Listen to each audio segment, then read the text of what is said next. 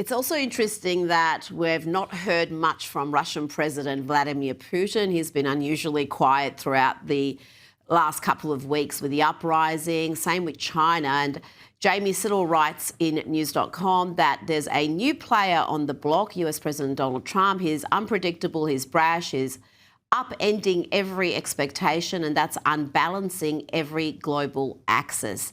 Now, do you agree that that is in part why the Ayatollah's regime is on the brink of collapse? And can that collapse happen independent of some sort of assistance from the US?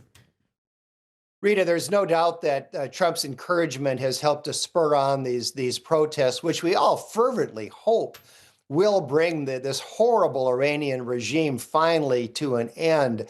But one thing we've seen historically, Rita, is that tyrannical regimes can hang on for a long time after they're seemingly dead in the water. Cuba is a good example of that, a totally discredited government, but still there after 85 years. And so we hope that these public protests and so forth will bring down the mullah's regime. But at this point, we really don't know. We've got to wait and see.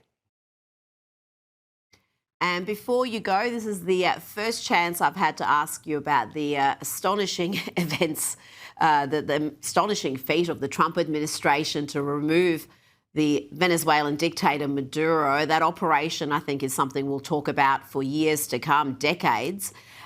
And it wasn't just about drugs or freeing an oppressed population, was it, John? But and I think it's more than about just seizing control of all that oil. It was about weakening America's foes, particularly China.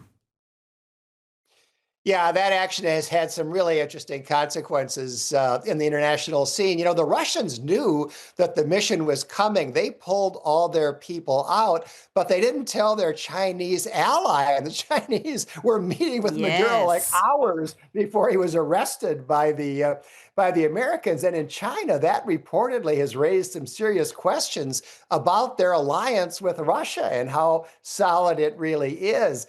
And it's also revealed Chinese weakness in the New World, especially because China has pledged eternal solidarity with Maduro. But when the time came, they couldn't actually do anything. So, yes, seizing the oil and cutting off that supply of oil to China does hurt China economically.